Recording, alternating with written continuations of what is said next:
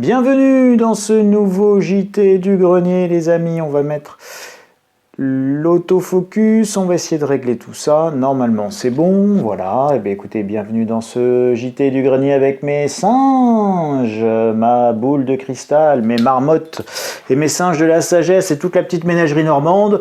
Nous vous saluons les copains. Cette semaine nous allons parler de pourquoi Barnier risque de ne pas sauver la France de la faillite, et vous allez voir, il se passe des choses très compliquées. Je vous ai préparé un bouquin, des journaux, bref, que des choses bien appétissantes dont on va pouvoir se régaler tous ensemble en ce dimanche soir. Pour ceux qui regardent cette vidéo au moment où elle est sortie, les dépenses de l'État sont hors de contrôle et vont encore augmenter en 2024. C'est mes petits singes de la sagesse, ma boule de cristal et mes boules du même nom qui me l'ont indiqué. Et plus sérieusement, nous avons des sources sûres, et ces sources sûres, c'est Bercy, c'est le gouvernement, et c'est les 2,1 d'augmentation de la dépense de l'État. Alors, je vous ai dit des journaux, c'est voilà, c'est ça. Donc ça, c'est la Tribune Dimanche. Le voilà, la Tribune Dimanche, très bon journal, la Tribune Dimanche. Pour information, vous pouvez vraiment, c'est quelque chose que vous pouvez acheter régulièrement. Ah oui, tiens. À propos de la Tribune Dimanche, je vais juste vous lire un passage parce que je l'ai trouvé très drôle. Donc le journaliste demande diriez-vous, monsieur Barnier, que vous êtes à la tête d'un État en faillite? Et là, Barnier a une de ces réponses truculentes et cinglantes dont il a le secret et qui font mon ravissement quand je l'entends envoyer paître avec élégance et une certaine forme de perfidie ses adversaires politiques. Non. Non, je ne suis pas à la tête d'un État faillite. D'abord, je ne suis pas à la tête de l'État. C'est le président de la République qui l'est. Voilà. Donc, c'est pas moi qui suis à la tête d'un État en faillite, c'est le président de la République. Sa réponse, elle est quand même assez ambiguë. Alors, qu'est-ce qu'il dit Michel Barnier dans son entretien à la Tribune? Il explique qu'il va falloir co-construire un budget avec les députés. Paroles et paroles et paroles. Ou alors, pipeau de bois, co-construire avec des députés et qui, voilà, enfin, vous prenez LFI d'un côté, le RN de l'autre, de toute manière, ça peut pas se supporter, et au milieu, il n'y a pas grand monde, bref, tout ça, c'est compliqué. Donc, avant qu'ils réussissent à co-construire un budget avec l'ensemble des députés, ça va pas être simple. Suppression des doubles agences, par exemple, vous avez pour faire la promotion de la France à l'étranger, vous avez Business France et vous avez Atout France. Donc Barnier dit on pourrait fusionner ça, comme il a fusionné le commissariat au plan et France Stratégie, enfin il ne l'a pas fusionné, il a annoncé l'annonce de la fusion, ou encore les trucs, les comités bidules et théodules, concernant le sport par exemple, bon, bah, tout ça, ça peut être qu'un seul machin. Vous en avez 1200 hein, des agences de l'État, vous allez voir, on va y revenir plus tard. Il a annoncé des choses sur l'assurance chômage, évidemment, ça va se réduire, les arrêts de travail, ça va se réduire, les aides à l'apprentissage, ça va se réduire, les allègements de charges sur les bas salaires, ça va se réduire, et le gel des pensions de retraite, et les pensions de retraite, elles vont se réduire, vous avez compris si vous avez suivi.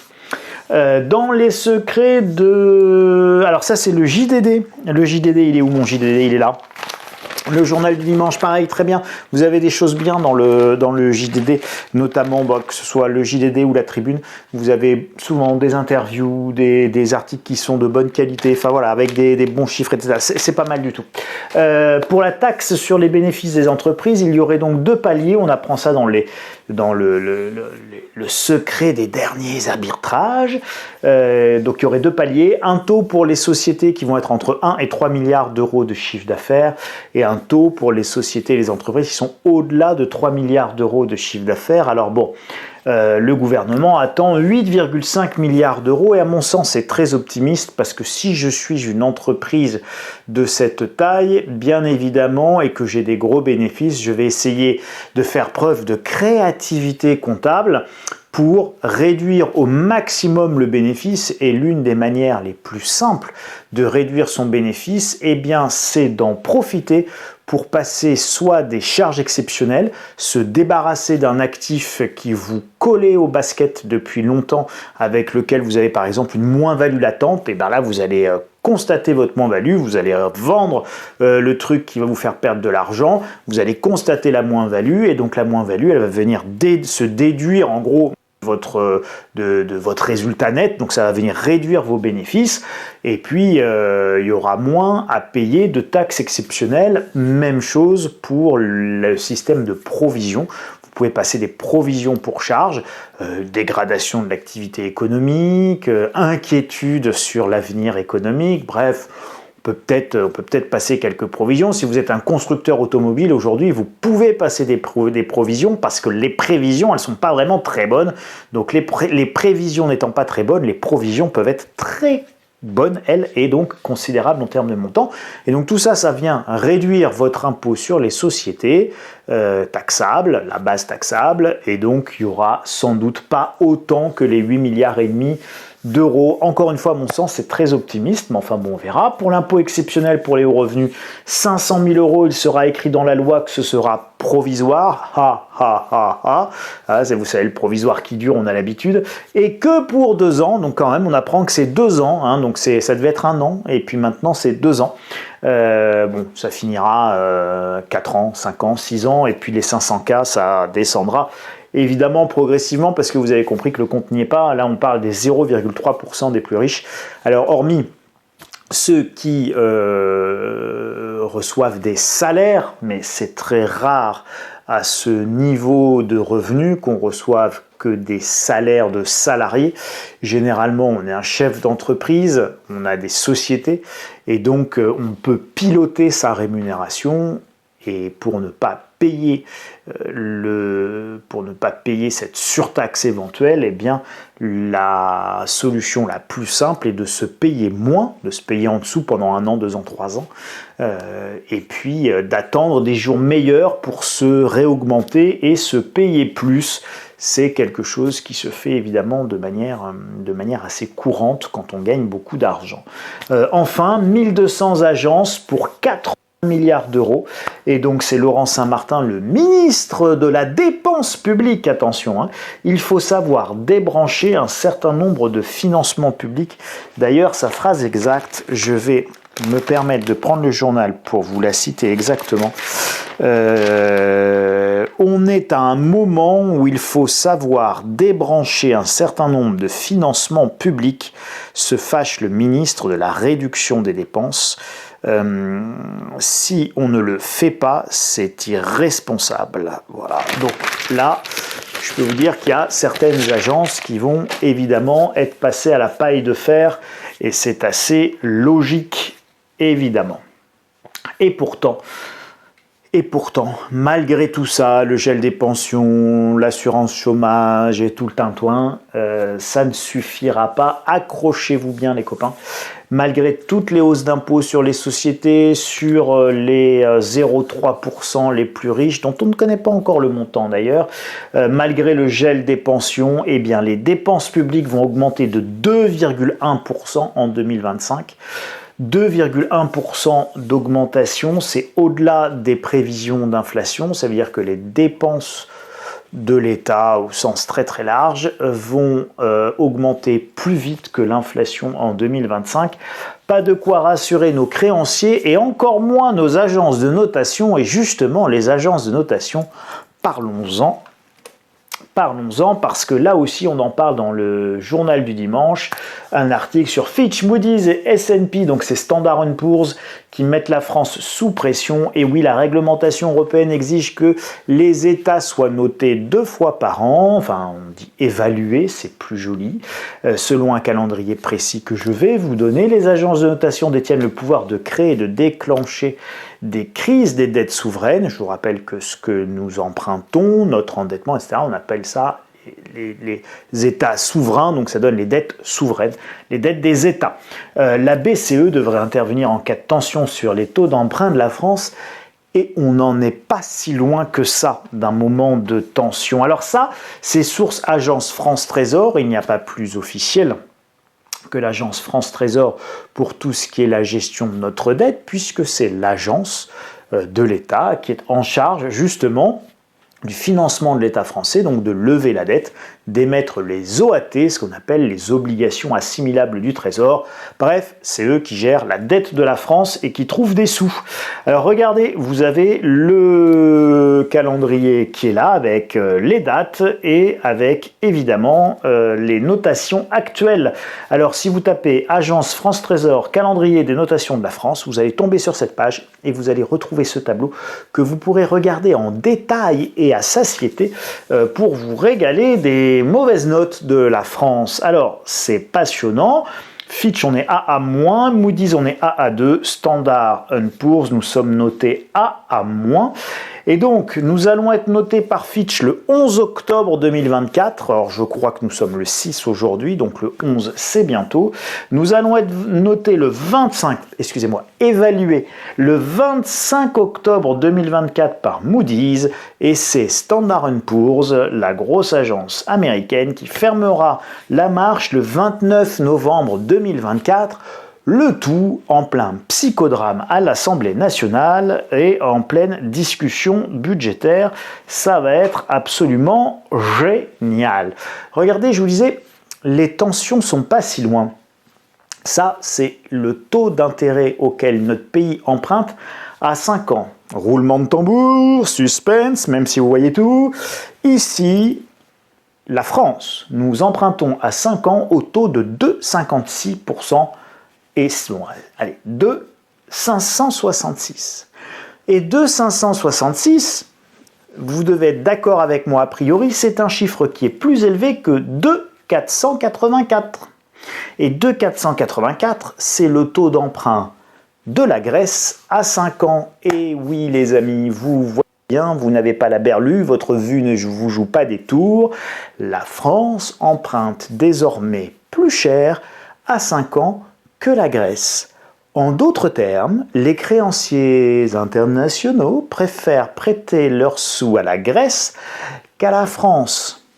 Il y a quelque chose qui me dit au niveau de mes petits singes de la sagesse, on ne veut rien voir, on ne veut rien entendre. Le problème, c'est que ça commence à sentir très mauvais pour la dette de la France.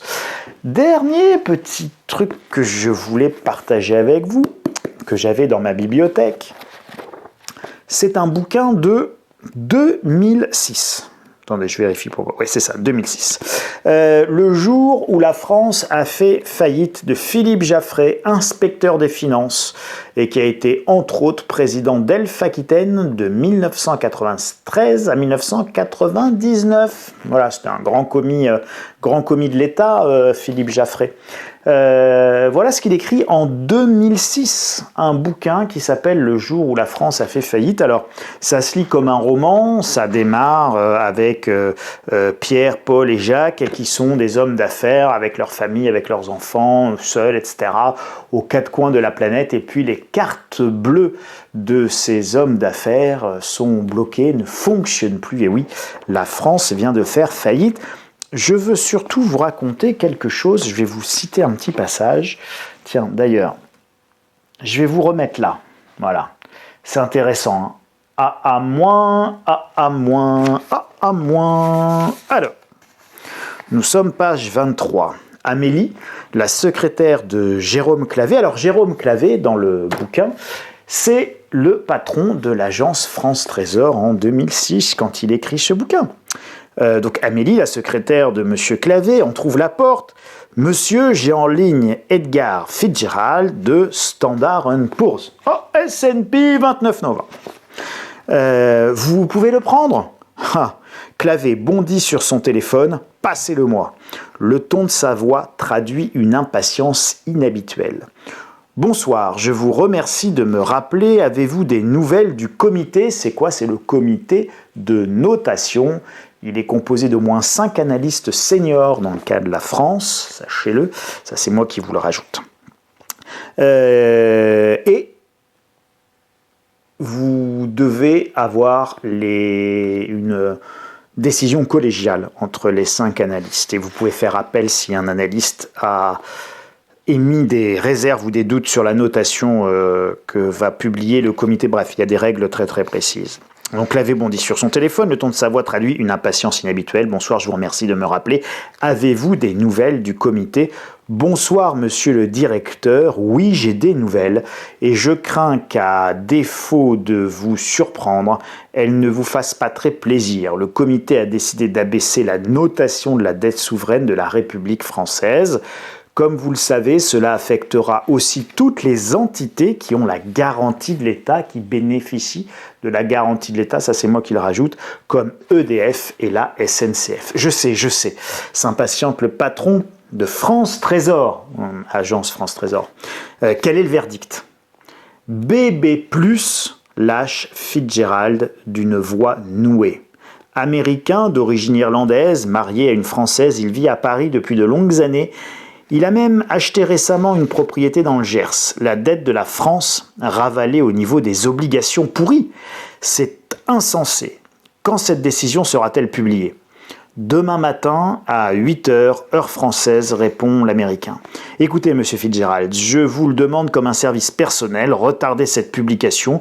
Je dois en informer mes autorités, en particulier la ministre. Je pense par ailleurs que nous pourrions mettre davantage en valeur auprès du comité un certain nombre d'éléments qui, je l'espère, seront de nature à lui permettre de reconsidérer une décision qui ravale la dette de la France au niveau des junk bonds. Donc les junk bonds, c'est les obligations pourries en anglais. Je ne peux malheureusement rien vous promettre, monsieur le directeur. Vous savez très bien que Standard & Poor's a une responsabilité vis-à-vis de vos créanciers et du marché en général. L'agence a par conséquent l'obligation de faire connaître dès que possible toutes les décisions du comité, mais je vais quand même aviser New York de votre souhait. Merci, vous comprenez, j'en suis sûr, l'importance de la décision finale. Merci pour votre appel et à bientôt. Clavé repose lentement le combiné, croise le regard de Louis de Forges, son adjoint tassé sur son siège. Et voilà, ce sur quoi nous mettions en garde les politiques depuis des années, nous tombe dessus. Nous leur avons répété à satiété que la croissance de la dette était insoutenable, que son financement était de moins en moins assuré. Aucun n'a eu le courage de prendre le taureau par les cornes, nous allions dans le mur. Tout le monde le savait, maintenant nous y sommes. Demain, vram, c'est le crash. Il frappe le plat de sa main gauche avec son poing droit, puis se lève brusquement. Allons voir le directeur. Bref, excellent bouquin. C'est très très sympa. Ça se lit, pardon, c'est plutôt dans ce sens-là si vous voulez. Ça se lit très très très bien. Il est encore publié, vous pouvez encore l'acheter. Non, en fait, je viens de vous dire, vous pouvez encore l'acheter. Non, vous devriez l'acheter. Voilà, vous devriez l'acheter. C'est très éclairant sur comment ça pourrait se passer le jour où la France fait faillite. Qu'est-ce que ça implique concrètement ? Et donc, on n'est pas du tout là en train de jouer. On est exactement sur le fil du rasoir. C'est pour ça que je vous ai lu ce passage. La France peut faire faillite. Alors, a priori, elle ne fera pas faillite. Parce qu'au bout du bout, qu'est-ce qui se passera ? On augmentera les impôts. Et donc, la France ne fera pas faillite parce qu'on paiera. Nous, tous, les petits riches, c'est-à-dire les classes moyennes, tous ceux qui gagnent au-delà de 2000 euros, papa, maman, enfin voilà, x2, monsieur, madame, il, elle, yel, on s'en fiche. Bref, tous les couples, parent 1, parent 2, est-ce que vous voulez. Et donc, vous prenez deux personnes, 2000 plus 2000 égale 4000, la tête à Toto, et c'est les riches selon François Hollande. C'est eux qui vont payer, c'est toutes évidemment les petites classes moyennes, parce que tout simplement, les riches, il n'y en a pas assez. Les entreprises, elles peuvent partir, et c'est exactement d'ailleurs ce qui s'était passé en Grèce. C'est pas les entreprises qui avaient payé, c'est toujours pas les entreprises qui payent, c'est le peuple grec qui paye, d'accord ? Peu importe qu'on soit d'accord ou pas d'accord avec l'endettement, la politique, le machin, au bout d'un moment, c'est nous qui payons. Et les Grecs d'ailleurs, allez regarder temps de travail en Grèce, d'accord ? On est à la semaine de 6 jours en Grèce, hein, d'accord ? Donc voilà, la Grèce emprunte moins cher que la France, mais en Grèce, on travaille 6 jours sur 7, hein, donc le week-end, il ne dure pas 2 jours. Voilà ce que je voulais vous dire cette semaine. Soyez très attentifs à ce qui va se passer en termes budgétaires, soyez très attentifs à la discussion budgétaire. on en reparlera. On parle ici ni plus ni moins que de la solvabilité de notre pays, on parle ni plus ni moins que de la soutenabilité de notre trajectoire d'endettement et de croissance de notre dette. C'est de ça dont nous parlons. Nous sommes à deux doigts d'une sortie de route absolument historique et mémorable sur l'endettement et le budget. Merci le Mozart de la finance, mais c'est la conclusion surtout de quasiment 50 ans d'errement budgétaire. Je rappelle que le dernier budget à l'équilibre, c'était 1974, c'est-à-dire il y a exactement 50 ans, 74-2024, ça fait 50 ans les amis, 50 ans que nous n'équilibrons pas notre budget, que nous nous endettons et que nous dépensons beaucoup plus que nous gagnons.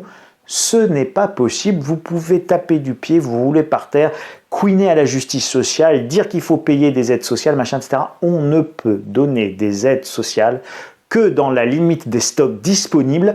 Et la limite des stocks disponibles en termes d'économie, c'est très très simple, c'est les finances de l'État. Si vous dépensez plus que vous gagnez, que vous prélevez, alors vous ne pouvez pas être sur ce genre de trajectoire de manière durable. Voilà, encore une fois, de manière durable. Un État, c'est évidemment pas un ménage au sens strict du terme. Un État peut être en déficit parce qu'il y a une guerre, parce qu'il y a des événements extraordinaires qui font que l'État est obligé d'intervenir. Mais donc l'État doit pouvoir intervenir quand ça va mal, mais dès que ça va bien, les finances doivent être resserrées pour une bonne gestion, comme disait un grand commis, faites-moi une bonne politique et je vous ferai de bonnes finances. Les choses sont simples. Le dossier du mois, que je vous rappelle toujours être en ligne, vous pouvez vous abonner au dossier stratégie. Vous avez le petit i là-haut, information, si vous souhaitez le faire. Voilà les amis, je vous laisse partager cette vidéo, mettre des pouces, la liker, la partager de manière massive si vous en avez envie, et puis évidemment commenter en dessous, toujours avec bienveillance et puis avec l'objectif d'alimenter le débat, la réflexion de toute notre aimable communauté. Voilà les copains, je vous souhaite de passer une bonne semaine, soyez très attentifs aux discussions budgétaires, ça va être passionnant, bien que inquiétant. Allez, passez une bonne semaine, prenez grand soin de vous, c'est ça le plus important. Salut les copains.